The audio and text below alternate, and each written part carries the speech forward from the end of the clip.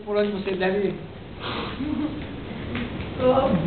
A menos que eu tenha feito, mas eu não fiz, eu nem pensei, eu não viajei, me passou na tua cabeça. Porque é normal. Né? Não passou, não pensou nada, né? Positivo, vai, Cláudio, você tem que levantar o dedo.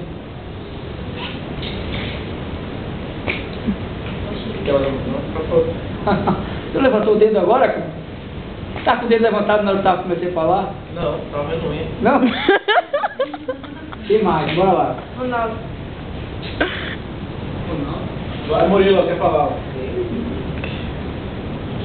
Caio quer falar. Eu quero falar. Vai, fala aí, Caio.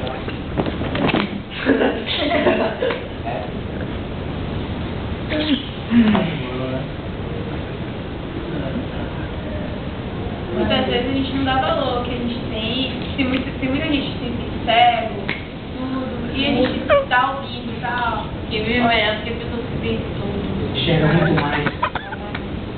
Super cega, então a gente não vê.